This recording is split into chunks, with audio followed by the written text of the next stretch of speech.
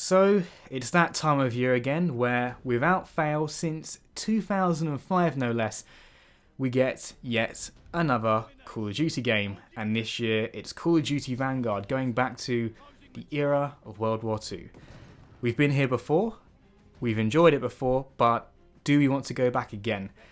And I think this has been an impression that a lot of people have had, including myself, where this is a thoroughly explored era of histories for first-person shooters, and it wasn't that long ago since we had a World War II game, aptly named Call of Duty World War II in 2017. So not that long ago. So it's not been so long that we can be nostalgic for World War II Call of Duty games.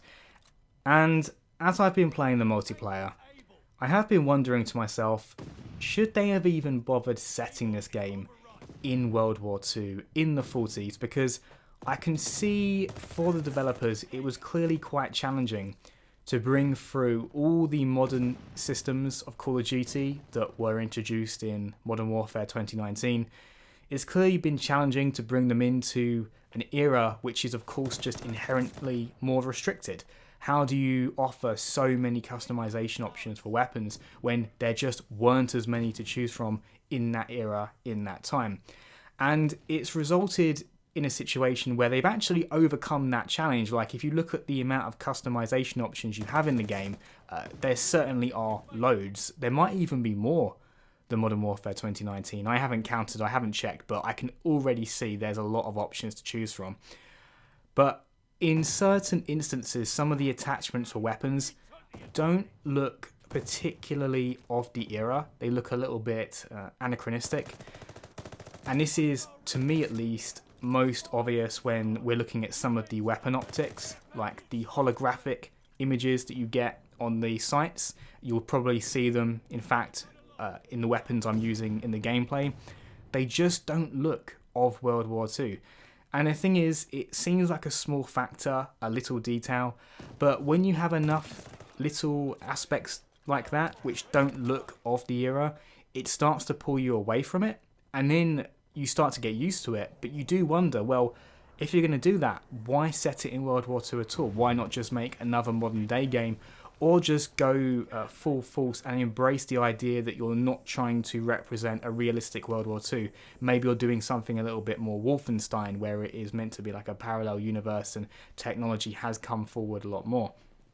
And further adding to this sense of not being in World War II itself is the fact that because you have the operator system that you've had from the past few games, and you choose this character who's meant to have a little bit of a backstory, you're not just some random soldier, you have these fights online where, rather than it being, for instance, the Nazis versus the British, Nazis versus Americans, Japanese Empire versus Americans, these classic confrontations that we all know of and expect in a World War II game, these aren't really happening because people are just going to choose the operator they want to be, and therefore it's not really faction-based combat anymore. It's just random operators, random characters fighting each other. It's really weird. I'd even go as far as to say it's stranger than the holographic sights on the optics. It just looks really odd, and it doesn't feel very World War II. In fact, I haven't heard an announcer yet that wasn't just a British voice. So it's just you're always the British fighting the British, I guess. Very unusual. Now, I did want to front load those criticisms because they do matter and they are curious choices. But the actual gameplay, I'm loving it. I'm really enjoying the actual fighting in the multiplayer.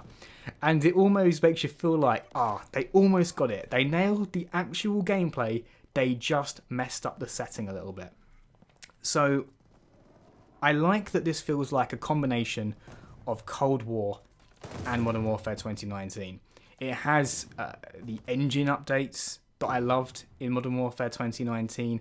The guns feel more impactful, more authentic. Well, they feel more authentic, right? Don't necessarily look authentic, but they feel authentic, satisfying to fire.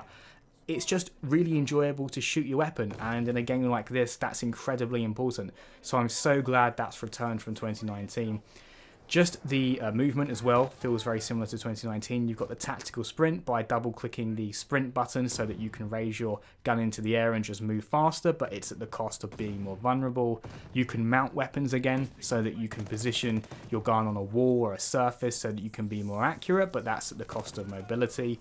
So these systems that are in 2019, they're back, and I'm glad they are because they are pretty great. Also, you can, I think this was on Cold War still, but you can reload while aiming down the sights. I find it strange almost when I play another first-person shooter now and it doesn't allow that. It just feels like something that should work, even though it's still a relatively new addition to Modern Warfare and Vanguard. But also, it doesn't have the weaknesses, at least what I'm seeing so far. These are obviously very early impressions that Modern Warfare 2019 had, because I feel as if the combat is very fast-paced. Whereas in 2019, it really felt super slow because there was so little visibility on other players that you didn't really know where they were. So whenever you sprint or ran to an objective, the chances you'd be shot from absolutely any position in these huge sprawling maps was really high. And it just led to the situation where the obvious choice was therefore just to camp somewhere, hide in a building and stay there because that was really the only way to secure the fact you'd survive. Here, well, obviously you do still get shot from random angles. That's just a matter of fact in a Call of Duty game. But I feel as if enemy visibility and intel on the minimap is actually still quite decent. I noticed that when an enemy fires their weapon, it does ping the minimap, but you have to have a perk called radar. Maybe this is just a good compromise between the two systems. It does mean that for me personally, I think I'm almost always going to be using the radar perk. So yeah, I guess it's meeting the two systems in the middle, and I'm okay with that. The map variety is also very strong. There's a lot of maps. I can't remember the last time we had so many maps for the core modes like Domination and Team Deathmatch, and I'm really enjoying them, which is in stark contrast to Cold War. Cold War had very few maps at launch. I remember seeing the same ones over and over. It really hurt my desire to play the game early on. They added loads later on, but in those initial months it was a little bit dry. But here, there's already a lot of variety, and the maps also feel quite different. You've got some larger open maps with buildings that overlook courtyards, so snipers can take some advantage there. You've got smaller ones that obviously encourage more fast-paced SMG and shotgun combat. And then, in the middle, you've got medium ones. You've really got the full gamut of maps here. And I haven't had... Sorry, I was about to say I've had none that I didn't like, but there was one that I think it was just too small for the player count, and it did turn into a little bit of a grenade spam. But for the most part, I'm really enjoying them. One controversial addition to Call of Duty Modern Warfare 2019 was the incredibly strict skill-based matchmaking, where if you did very well in a couple of matches, it would match you against very good players. And the idea was to put you against players who were of your skill level. For me personally, I felt it would put you against people who were much better than you. And then when you would eventually lose to them, it would put you against players you're a lot better than. So rather than it actually matching you against just players who were of your level, for me, it felt like it was just bouncing me between really good players and really bad players. I never got just average matches, so it was quite frustrating. And it was immediately obvious to me that this system was in place because there was my very first match. I remember this so distinctly, even though it was 2 years ago, but it's just so stuck in my head. Played my first match, did decently well, contributed highly in a domination match, reasonable combat stats. I was very happy with it. The very next match, I go up against this player on the enemy team, a group of players who were already nearing max rank on the first day and were just god tier players. God bless them. They clearly were very skilled, but they were too good for me by a large margin. And that situation just continued as I continued to play. And it was just a bit demoralizing, in all honesty. Now, I've played this game and I was very nervous about my second match, because I also played reasonably well in my first, not hugely well because it was just my first time playing, but I gave it my all, and the next match felt very much like the first, and the pattern continued. And my impressions so far is that if there is skill-based matchmaking in this game, it isn't as extreme as it was in Modern Warfare 2019, and that fact alone is making me feel very happy, because I was so nervous about that happening again. It's kind of like Cold War. I think Cold War is a good point of comparison, where it did have skill-based matchmaking, but it wasn't as egregious, as demoralizing as it was in Modern Warfare 2019. I don't want to say it's exactly like that because I haven't played long enough, but I do feel reasonably confident in saying it's closer to Cold War than it is to Modern Warfare 2019.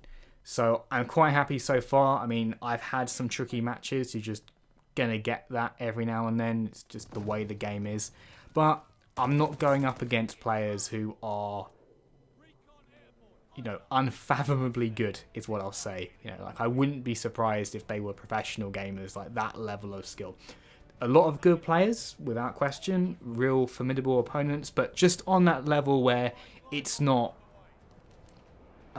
beyond reason, I guess, is what to say. So if you really hate skill-based matchmaking, I mean, I guess you still will be a little bit frustrated, because I think it's here in some degree, but I don't think it's as bad as it's been, which is great. So very happy to see that, and I just hope they haven't modified it so it just takes longer to kick in, and in a couple of days I will be right back in the situation I was in before. But so far, seems better, which is fantastic. So overall, I'm really liking this, and I had so neutral, I guess is the way to say it, expectations for this game. I really didn't know what was coming, but I'm really enjoying it. Campaign, short, sweet, not especially innovative or original, but it was a lot of fun. Zombies I tried for a bit, but maybe not enough to give impressions on, really. It was just a couple of, I think it was about 20 minutes total.